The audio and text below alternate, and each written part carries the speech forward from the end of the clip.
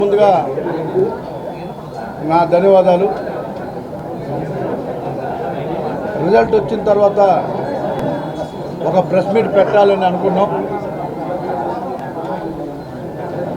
కొంచెం జనం ఎక్కువ వల్ల కొంచెం లేట్గా పెట్టడం జరిగింది. విశాఖపట్నం దక్షిణ ప్రజలకి శిరస్సు వంచి మనస్ఫూర్తిగా ధన్యవాదాలు తెలియజేస్తూ, రాష్ట్ర చరిత్రలో కనివిని ఎరగని రీతిలో నాకు ఓటు పర్సంటేజ్ ఇచ్చినందుకు వాళ్ళకి ప్రత్యేకమైన ధన్యవాదాలు. నాకు ఇంకా బాధ్యత పెంచారు వాళ్ళు. ఆ బాధ్యతను నెరవేరుస్తారని చెప్పేసి వాళ్ళకి హామీ ఇస్తూ, ఈ రాష్ట్రంలో ఏ నియోజకవర్గంలో కూడా చేయని విధంగా నేను వర్క్ చేసి పవన్ కళ్యాణ్ గారి దగ్గర, చంద్రబాబు నాయుడు గారి దగ్గర మంచి పేరు తెచ్చుకుంటాను. పవన్ కళ్యాణ్ గారి యొక్క ఆశయాల కోసం ఆయన ఏ విధంగా నాకు నా మీద ఎక్స్పెక్టేషన్ పెట్టుకుని ఇచ్చారో అదేవిధంగా నేను గిఫ్ట్గా ఆయనకి ఇవ్వడం జరిగింది. కాబట్టి రానున్న రోజుల్లో పార్టీ కోసం, ఆయన ఆశయాల కోసం నేను పనిచేస్తానని చెప్పేసి మా బాస్కి హామీ ఇస్తూ, ముఖ్యంగా సౌత్ నియోజకవర్గంలో ఇవాళ జగదాంబ సెంటర్ నుంచి పాత పోస్ట్ ఆఫీస్ ఉన్న రోడ్డు చాలా ఇబ్బంది పడుతూ ఉన్నారు. ఆ రోడ్డుని అతి త్వరలోనే కంప్లీట్ చేయమని చెప్పేసి చెప్పడం జరిగింది. అది చేస్తారు. అలాగే నేను ఒక మెయిన్ హామీ ఇవ్వడం జరిగింది. కొబ్బరి తోట నుంచి పెరీ రోడ్డు వరకు, అంటే దాదాపు పోర్ట్ వరకు ఉన్నటువంటి ఆ డ్రైనేజీని ఆధునీకరించి కాలుష్యం నుంచి కాపాడుతానని చెప్పడం జరిగింది. అది అతి త్వరలోనే నేను ఆల్రెడీ పోర్టు వాళ్ళతో మాట్లాడాను. జిఎంసి ద్వారా దాని ప్రపోజల్ పెట్టించి ఓల్డ్ సిటీని కాలుష్యం నుంచి కాపాడడంలో 100% అది ఉపయోగపడుతుంది. గ్రీనరీ పెంచి అటు పార్క్ లాస్ట్ వరకు కూడా పార్కులో తయారు చేసి గ్రీనరీ పెంచుతాం. అలాగే చాలా కళ్యాణ మండపాలు అడిగారు. నేను ఒక హామీ ఇచ్చాను వాళ్ళకి, ఒక రైతు బజార్ని ఆ నియోజకవర్గంలో పెడతానని. అది కూడా చేసి తీరుతాం. అలాగే కళ్యాణ మండపాలు, దోబీ ఘాట్లు, under ground drainage system, water problem, ఇవన్నీ కూడా నేను హామీ ఇవ్వడం జరిగింది. అవన్నీ కూడా రేపు ప్రమాణ స్వీకారం చేసి వచ్చిన తర్వాత ఇచ్చిన ప్రతి హామీ దగ్గరికి వెళ్ళి ప్రతి ఒక్కటి కూడా చేస్తానని చెప్పేసి మీ ద్వారా వాళ్ళకి తెలియజేస్తూ ఉన్నా. ఇకపోతే ఈ అద్భుతమైన అవకాశాన్ని ఈ రాష్ట్ర ప్రజలు ఎంత సైలెంట్గా ఉమ్మడి అభ్యర్థులు గెలిపించారో మీరందరూ కూడా చూశారు. నేను గతంలో చాలాసార్లు చెప్పా, ప్రెస్ మీట్లో చెప్పా ఎలా ఉండబోతుందని. అంతకంటే ఇంకా ఎక్కువగానే వచ్చింది తప్ప ఎక్కడ కూడా తగ్గలేదు. ఇవాళ మీరు చూస్తే అభివృద్ధికి ఓటేశారు. ఈ రాష్ట్ర ప్రజల సంక్షేమం కోసం ఓటేశారు. ఈ రాష్ట్ర ప్రజలందరూ కూడా సైలెంట్గా వాళ్ళ పని వాళ్ళు చేశారు. వెళ్ళి ఈ రాష్ట్రాన్ని కాపాడుకోవాలి, ఈ దురదృష్టమైనటువంటి పరిపాలన, ఈ దుర్మార్గమైనటువంటి పరిపాలన నుంచి ప్రజలను రక్షించాలి, యువతను కాపాడుకోవాలి, ఎంప్లాయ్మెంట్ జనరేట్ చేసుకోవాలి, రాష్ట్రంలో పరిశ్రమలు రావాలి, నిరుద్యోగులు ఎవరు కూడా ఉండకూడదు, ఈ రాష్ట్రం అన్ని విధాల అభివృద్ధి జరగాలని చెప్పేసి ఇవాళ ఓట్లు వేశారు తప్ప ఇంట్లో కూర్చొని బటన్ నొక్కుతున్న ఆయనకి ఆయన కళ్ళ కూడా ఊహించున్నాడు.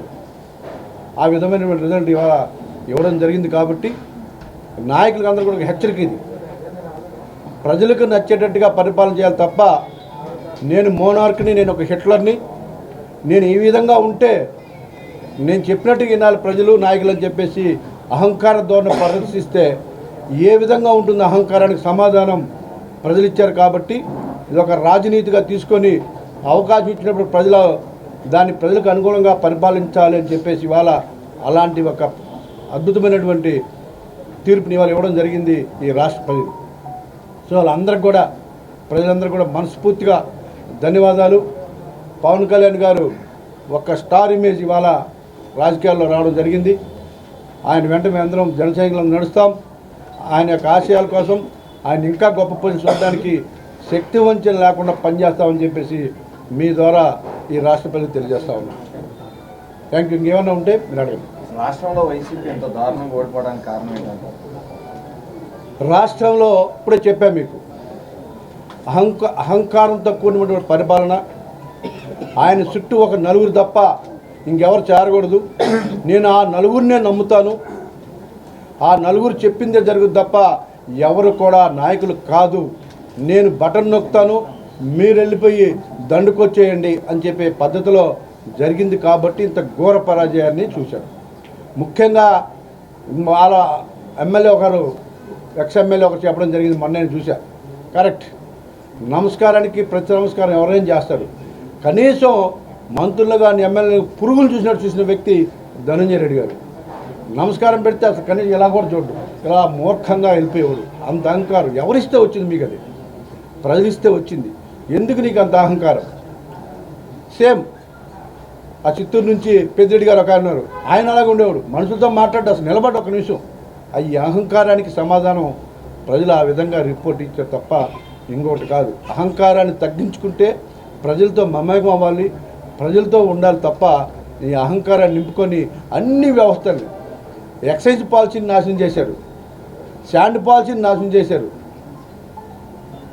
ఇలా రైస్ వ్యాన్లు అంట, వ్యాన్లు పెట్టేసి వాళ్ళని నాశనం చేశాడు.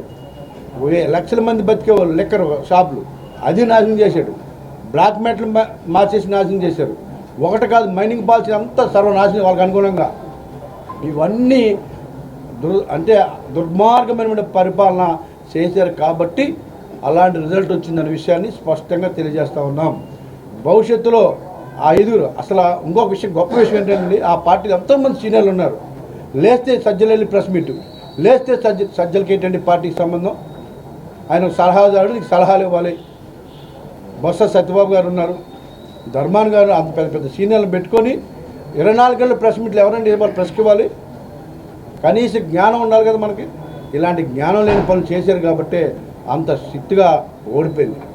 ఇంకొకటి అయితే కారణం కాదు. ఎస్, వెంకటేశ్వర మెట్ట, అంగడి దిబ్బ ముస్లింలకు సంబంధించి అనంతపురంలో చంద్రబాబు కేటాయించారు. అది పెండింగ్ లో ఉంది ముస్లింస్ మీ ఆ ప్రాంతానికి. ఎస్, అవన్నీ కూడా చేస్తామని చెప్పేసి నేను హామీ ఇచ్చాను. ప్రశ్నలు అన్నీ చెప్పలేం కాబట్టి చెప్పలేకపోతున్నా. వెంకటేశ్వర మెట్ట ఉంది, అలాగే ఎల్లమ్మ తోట ఉంది, చాలా ఉన్నాయి అక్కడ. అలాంటి 10 ప్లేసులు ఉన్నాయి. వాటన్నిటి కూడా చేస్తామని హామీ ఇచ్చాం, చేసి తీరుతాం, ఎటువంటి డౌట్ లేదు. అలాగే సింహాచలం దేవస్థానం సమస్య కూడా చేసి తీరుతాం, ఎటువంటి డౌట్ లేదు. మీరు పార్టీ మారిన తర్వాత మీ మీద దాడులు చేపించారు, ఎంఈవి టీవీ అన్నారు, నిజమేనా? ఇప్పుడు మీరు ఏమన్నా కక్ష చర్యకి వెళ్ళబోతున్నారు? ఖచ్చితంగా నా మీద, నాతో పాటు నాదే తిరిగే వాళ్ళ మీద కూడా జిఎస్టీ రైడ్స్ చేయించారండి. నా బిజినెస్ల మీద కూడా దాడులు చేయించారు. అలాగే సీఎంఓ నుంచి కూడా ఫోన్ చేసి నా బిజినెస్ కూడా ఆపించడం జరిగింది. నేను భయపడే టైప్ కాదు, భయపించే టైప్ అని చెప్పేసి డిసైడ్ అయ్యాను కాబట్టే నేను వెళ్ళా. దాడులు చేశారు, దాడులు చేయించాడు. ఆడవడ బ్రోకర్ ఉన్నాడు కదా జీవిగాడు, వాడు ఈ కామరాజు గారు, కాటరాజు గారు ఇద్దరు చేశారు. నా బార్స్ రెంట్కి ఇచ్చాను, పబ్బులోనే 2, వాటి మీద పంపించారు. ఆ కాటరాజు కామరాజు ఇద్దరు ఖచ్చితంగా తగిన పనులు అనుభవిస్తారు, ఇద్దరు చేయించారు. అలాగే మాతో తిరిగే కుర్రోల మీద జిఎస్టీ రేట్ చేయించారు. నేను ఒకటే చెప్తా ఉన్నా, వీళ్ళిద్దరితో పాటు సుబ్బారెడ్డి గారు కూడా చెప్తా ఉన్నా, మీకు ఈ గతి పడడానికి వ్యాపారాలు చేసుకోవాలి, రాజకీయాలు చేసుకోవాలి తప్ప కాటరాజులు కామరాజులా కాటేస్తే ప్రజలు చూస్తూ ఊరుకోరన్న విషయాన్ని గుర్తు చేశారు. ఇంకోసారి అది తప్పు చేయొద్దు. కోల్చడాలు, వ్యాపార సంస్థలు, వ్యాపారస్తుల మీద దాడులు చేస్తే ఎలాగుంటుందో ప్రజలే చూపించారు. ప్రత్యేకించి నేను చెప్పవలసిన లేదు. ఈ కాటరాజు కామరాజు నేను చెప్తా ఉన్నా, ప్రజలే తరిమి కొడతారు మిమ్మల్ని. మీరు దాడులు కక్కుతుపడి పనులు చేస్తే మిమ్మల్ని ప్రజలే తరిమి కొడతారని తెలియజేస్తాను. ఏయూఈసీ ప్రసాద్ రెడ్డి గారు మీకు చాలా నష్టం చేశారని 10 సందర్భాల్లో చెప్పారు. ఇప్పుడు ఆయన మీద ఏం చేస్తారు, ఆయన భవిష్యత్తు ఏమిటి, మీరు ఏం చేయబోతున్నారు? ఆయన వీసీగా ఏ రోజు కూడా ప్రవర్తించలేదు. అక్కడ ఒక కంచె ఏర్పాటు చేసుకున్నాడు.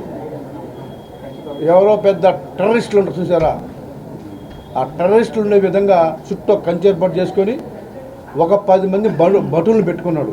ఎక్కడేం జరుగుతుందో ఇన్ఫర్మేషన్ అని. నేను చెప్తా ఉన్నా, ఆ కంచె అతి త్వరలోనే తీయించాలి, తీయిస్తాం. ఇది గతంలో ఏ విధంగా స్వేచ్ఛగా ఉందో ఆంధ్ర యూనివర్సిటీ, అదే విధంగా అలాంటి వాతావరణం తీసుకొస్తాం. నేను ఒకటే కోరుతా ఉన్నా, వీసీ ప్రసాద్ రెడ్డి గారి మీద విశాఖపట్నంలో ప్రజలతో పాటు అక్కడున్న ఎంప్లాయీస్, స్టూడెంట్స్ కూడా చాలా కోపంగా ఉన్నారు. ఆయన ఏయూలోకి వెళ్తే ఏ క్షణంలోనైనా ఆయన మీద దాడి జరిగే అవకాశం ఉంది. కాబట్టి సిపి గారు మీరు ఆయనకి రక్షణ కల్పించారని నాకు తెలిసి ఆయన ఒక వైఎస్ఆర్ కాంగ్రెస్ పార్టీ కార్యాలయంగా చేస్తున్నాడు. వైఎస్ఆర్ కాంగ్రెస్ పార్టీ మమ్మల్ని కూడా పిలిచి అక్కడ ఉన్నప్పుడు ఏం చేశాడు నాకు కూడా తెలుసు. కాబట్టి ఆయన మీద తీవ్రంగా వ్యతిరేకత ఉంది అక్కడ. సో అతను ఎటువంటి అర్హుడే కాదు. ఒక జగన్మోహన్ రెడ్డి గారికి ఒక ఏజెంట్గా పనిచేశాడు. ఈ ప్రాంత ఉత్తరాంధ్రాకి మొత్తం పదవులు డిసైడ్ చేసిన వ్యక్తి ఆయనే. ఈ ఉత్తరాంధ్రాన్ని మొత్తం పాడు చేసింది కూడా ఆయనే. ఇక్కడ నాయకుల మీద అందరి మీద కూడా బ్యాడ్ రూపెట్లు ఇచ్చి రకరకాలుగా చేసిన వ్యక్తి ఆయనే. ఏయుని వైఎస్ఆర్ కాంగ్రెస్ పార్టీ కేంద్ర కార్యాలయం కూడా చేసింది ఆయనే. ఆయన ఛాంబర్స్ వాడారు, ఆయన బంగ్లా వాడారు, ఆయన బంగ్లాలోని సర్వేలు చేశారు. సర్వస్వం అక్కడే జరిగింది. కాబట్టి ఆయన మీద చాలా వ్యతిరేకత ఉంది. అతను ఇంట్లోంచి బయట రాకపోతేనే మంచిదని చెప్పేసి నేను తెలియజేస్తా ఉన్నా. వస్తే ఏ క్షణంలోనైనా ఇబ్బందులు పడే అవకాశం ఉంది. కాబట్టి ఆయన అక్కడ పరిమితమైన మంచిదనేది నా ఉద్దేశం. వంశీ గారు, మీరు పార్టీలో అంటే వైసీపీ నుంచి జనసేనలోకి వచ్చినప్పుడు కామెంట్ చేశారు, నేను తలుచుకుంటే కార్పొరేషన్ మొత్తం ఖాళీ అయిపోతున్నారు. ఇప్పుడు మీరు అధికారంలోకి వచ్చి అతి త్వరలోనే చేస్తాం. మేయర్ పీఠ మారుతుందా? ఖచ్చితంగా అన్నీ మారిపోతాయి. ఆటోమేటిక్గా అన్నీ మారిపోతాయి. ఒక్క 1 మంత్ వెయిట్ చేస్తే మీకు తెలుస్తుంది. ప్రస్తుతానికి ఏం అవసరం లేదండి. ఎవరు వస్తున్నారు? ఎవరి మీద ఎవరు చెప్పండి. అంటే ఎంఈవి సత్యనారాయణ బీజేపీకి వెళ్ళబోతున్నారు. ఎంఈవి సత్యనారాయణ వల్ల వైఎస్ఆర్ కాంగ్రెస్ పార్టీ సర్వనాశనం అయిపోయింది. పాపము జగన్మోహన్ రెడ్డి గారు చాలా బాగా ఆయన నమ్ముకున్నారు. జగన్మోహన్ రెడ్డి గారికి కొండంత అండగా ఉండాలి. ఆయన ఈ టైంలో ఎంఈవి చాలా సపోర్ట్ చేయాలి. ఆయన మానసికంగా చాలా ఒత్తిడికి లోనవుతాడు జగన్మోహన్ రెడ్డి గారు. ఆ ఒత్తిడి తగ్గించాలంటే ఈయన పక్కన ఉండాలి. ఈయన పక్క నుండి ఓదార్స్తే తప్ప ఇవాళ జరిగే పనులు కాదు. కాబట్టి ఆయన్ని తీసుకోవాల్సిన అవసరం ఇక్కడ ఎవరికీ లేదు. ఏ పార్టీ కూడా తీసుకోదు. అలాంటి వ్యక్తి వస్తే ఆ పార్టీ కూడా సర్వనాశనం అయిపోద్ది. ఆ పార్టీ ఎవరు తీసుకున్నా కూడా ఆ పార్టీ మనుగడే ఉండదు. కాబట్టి ఆయన్ని తీసుకోవడానికి ఏ పార్టీ నా దగ్గర సిద్ధంగా లేదు. తీసుకున్నా కూడా ఒప్పుకోం. అలాంటి వ్యక్తులు ఎక్కడ పదవి ఉంటే అక్కడికి వెళ్ళే అవకాశం ఉంది. కాబట్టి అలాంటి వ్యక్తిని తీసుకున్నా కూడా వాళ్ళు కూడా అలాగ అయిపోతారు. ఆయన ఏ విధంగా అయిపోతుండో ఆ విధంగా అయిపోతారు. ఆ వ్యక్తిని తీసుకున్నప్పుడు ఎవరు సిద్ధంగా లేరు. ఓడించాం కదా, ఓడించాం. వివాదం అంటే ఏం లేదండి. మీకు అందరికీ తెలుసు. ప్రత్యేకించి ఇవాళ బిలాల్ కాలనీ ఉంది. అది మేఘాల మీద టీడీఆర్ల కోసం ప్రయత్నం చేశారు. జిఎంసీలో కూడా ఆ నలుగురిని మేనేజ్ చేసి ఆ నలుగురే దానికి పర్మిషన్ ఇప్పించడానికి చాలా కష్టపడ్డారు. ఆ నలుగురు చాలా లావాదేవీలు జరిపారని చెప్పేసి దాని మీద తీవ్ర ఆరోపణలు ఉన్నాయి. కాబట్టి ఆ నలుగురి మీద ప్లస్ ఈ డబ్బులు ఇచ్చిన వాళ్ళ మీద కూడా చట్టం తన పని తాను చేసుకెళ్ళిపోతూ ఉంది. మా దగ్గర అన్ని ఆధారాలు ఉన్నాయి. దాన్ని ఎలా మేనేజ్ చేశారో దానికి అసలు మాకు జీఎంసీకి మేము ఎందుకు ఇవ్వాలి టీడీఆర్లు, దాన్ని ఎందుకు టీడీఆర్లు పెట్టారో కూడా నా దగ్గర అన్ని ఆధారాలు ఉన్నాయి. దాన్ని ఎవరెవరు ముడుపులు తీసుకున్నారో కూడా నా దగ్గర ఆధారాలు ఉన్నాయి. కాబట్టి ఆ నలుగురిని వదిలేదు, ప్లస్ ఇచ్చినోడిని వదిలేదు. చట్టం తన పని తీసుకెళ్తుంది. అటు పవన్ కళ్యాణ్ గారి క్లారిటీ సిబిసిఎంసీ మీద మా బాసే చెప్పారు, ఇక్కడ ఎవరికి కొన్నా కూడా ఇబ్బంది పడతారని. సో ఖచ్చితంగా అది ఉంది. అలాగే నిన్న మొన్న ఈ ఎంఈవి గారికి సంబంధించి మీరు అడిగారు కాబట్టి చెప్తా ఉన్నా. ఎండాడలో శ్రీరామ ప్రాపర్టీస్ పక్కన ఎక్స్‌సర్వీస్‌మెన్ వాళ్ళకి ల్యాండ్ ఇస్తే ఏరో వాళ్ళతో దొంగ రిజిస్ట్రేషన్ చేసుకుని అందులో ఉన్నారని చెప్పేసి ఒక లెటర్ పట్టుకొచ్చారు. అలాగే హైగ్రీవా ఇక్కడ లోకల్గా మేనేజ్ చేసుకొని కోర్టులకు వెళ్ళి స్టే తెచ్చుకొని హైగ్రీవా కడతాం తప్ప గవర్నమెంట్ కూడా రిజెక్ట్ చేసిందన్న విషయాన్ని మీ ద్వారా తెలియజేస్తూ ఉన్నాం. ఆ గవర్నమెంట్ రిజెక్ట్ చేసింది. హైగ్రవ మీద కూడా చట్టం తన పని దాన్ని చేసుకెళ్తూ ఉంది. అలాగే దాదాపు 50 మంది వచ్చారు నిన్న. ఎక్కడ అగరంపూడి, ఇది కోరమండపాలెం ప్రాజెక్ట్ అంట. అక్కడ కూడా మమ్మల్ని ఫ్రాడ్ చేశారని చెప్పేసి వాళ్ళు కూడా ఒక 50 మంది ఒక లెటర్ తెచ్చిస్తున్నారు. అలాగే హైగ్రవ ఒకటి ఉంది, హైగ్రవ మీద కూడా అలాంటి పరిస్థితి ఉంది. ఎంఈవి సిటీ కూడా దాంట్లో చాలా గవర్నమెంట్ ల్యాండ్ ఉంది. దాన్ని మరి ఎలాగండి 20 ఏళ్ళు తీశారు. దాన్ని గవర్నమెంట్ ల్యాండ్ ఎంత కొలతలు కొలిచి గవర్నమెంట్ ల్యాండ్ ఎంతైతే ఉందో అంత వసూలు చేయాలి తప్ప అతను వదలొద్దని చెప్పేసి అది కూడా ఒక లెటర్ తెచ్చిస్తున్నారు. ఇవన్నీ కూడా అటు పవన్ కళ్యాణ్ గారు కానీ అటు చంద్రబాబు నాయుడు గారు కానీ వాళ్ళ దృష్టికి కూడా వెళ్తాయి. ఈ చట్టం తన పని తను చేస్తుంది తప్ప ఎవరు కూడా చుట్టాలు కాదన్న విషయాన్ని మీరు గుర్తుపెట్టుకోవాలి. వీటన్నిటి మీద కూడా దస్పల్లా ల్యాండ్స్ మీద కావచ్చు, లేకపోతే ఇంకోటి కావచ్చు, అన్నిటి మీద కూడా సుదీర్ఘమైనటువంటి చర్చ జరుగుతుంది. దాని మీద చర్యలు తీసుకుంటారు, ఎటువంటి డౌట్ లేదు. మంచిగా లాస్ట్ ప్రశ్న, ఇప్పుడు మీ ఒక కూటమి భారీగా గెలిచింది అంటూ కూడా సంబరాలు చేసుకుంటున్నారు. మీ ఒక ప్రతిపక్షంగా ఉన్న వైసీపీ పార్టీ నాయకులు కానీ లేదా బయట వస్తున్న టాక్ కూడా మొత్తం ఈవీఎం మిషన్లు అన్నీ మీరు మేనేజ్ చేశారు కేంద్రంతో గమ్మక్కయ్యి. ఇంత భారీ మెజార్టీ ప్రతి ఒక్కరికి ఎలా వచ్చింది? ఎన్నడూ రాలేని విధంగా కూడా ఆంధ్రప్రదేశ్లోని ప్రతి ఒక్క క్యాండిడేట్ కూడా 50,000 మెజార్టీ చెత్త పరిపాలనకి సమాధానమే అది. మరి 150 వచ్చినప్పుడు అప్పుడు యూఎంఎల్ మేనేజ్ గవర్నమెంట్ అవుతుంది. ఇప్పుడు ఇక్కడ యూఎంఎల్ మేనేజ్ చేయడానికి టెక్నీషియన్లు ఎవరు? ఏ పిచ్చి ప్రశ్నలు, పిచ్చి పేలాపలు, అందుకే అలా కూర్చోబెట్టారు ఇంట్లో.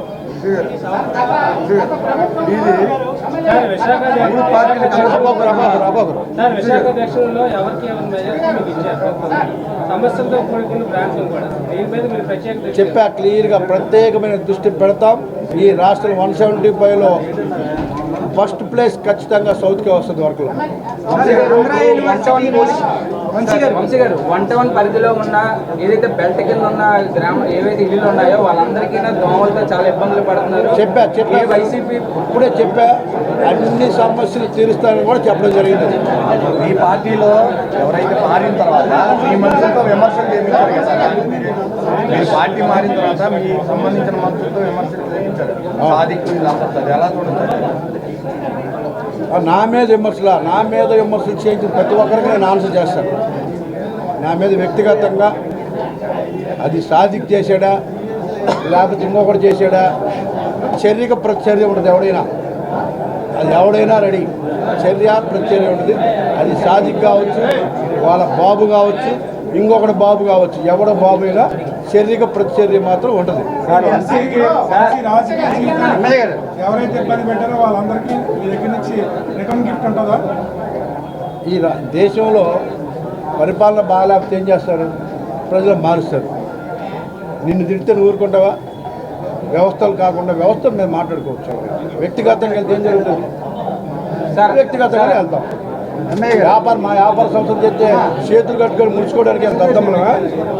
మేము దద్దమ్మలు కాదు కదా. మేము దద్దమ్మలు అయితే చేతులు కట్టుకొని ముడుచుకుంటాం. మా మీద వాళ్ళు చేసి ఊరుకుంటామండి. మా బ్యాంక్ భూమి మీద గొడవ చేస్తారా? మా ల్యాండ్స్ ఆక్యుపై చేస్తారా? వాళ్ళు ఇష్టం వచ్చి చేస్తే చూసి ఊరుకుంటామా?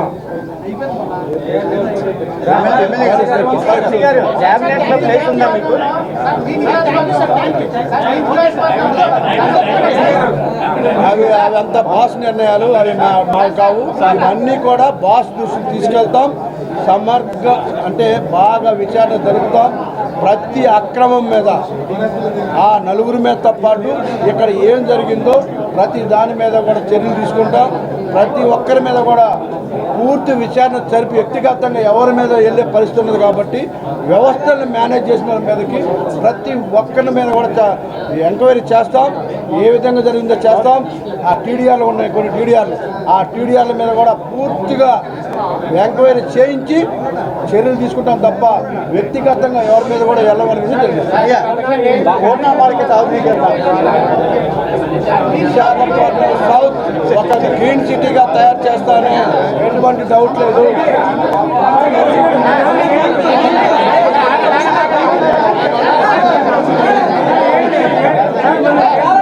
సౌత్లో అత్యధిక మెజారిటీ గెలిచారు. సౌత్ జనాలకి ఎప్పుడు మీరు అందుబాటులో ఉంటారు? 24 hours అంటే ఇక్కడ రావాలా? సౌత్ ఆఫీస్ ఉంది.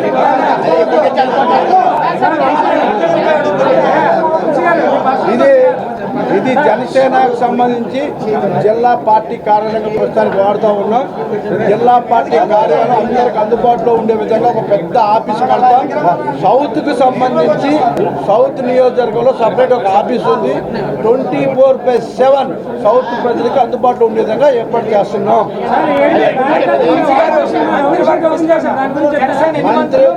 మంత్రివర్గ విస్తరణ అన్నది మా బాస్ కళ్యాణ్ గారు, చంద్రబాబు నాయుడు గారు కూర్చొని వాళ్ళు ఏది చేస్తే అదే ఫైనల్. దాని గురించి మనకు తెలియదు, వాళ్ళు చెప్తారు.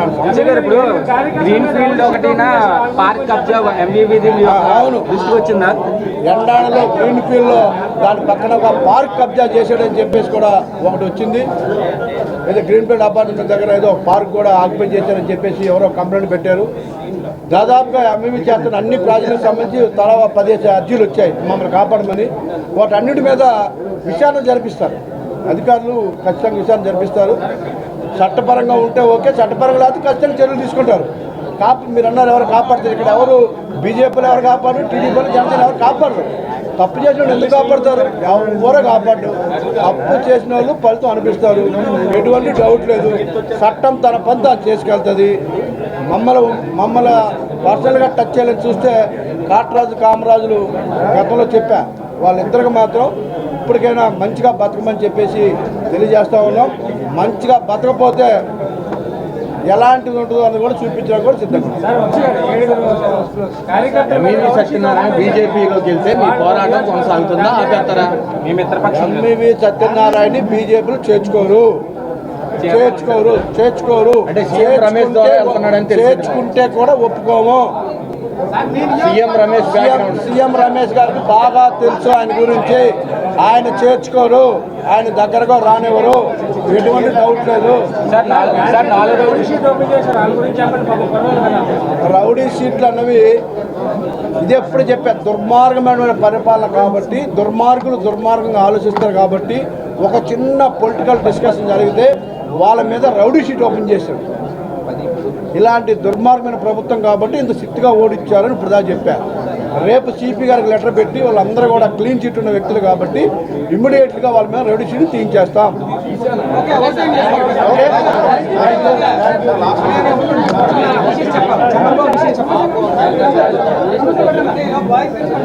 అలాగే జర్నలిస్టులకు సమస్య ఉందండి. జర్నలిస్టులు కూడా వాళ్ళ ఇల్లు గురించి ఒక సమస్య ఉంది. మరిన్ని కథనాల కోసం సబ్స్క్రైబ్ చేసుకోండి మీ అక్షర శిల్పం.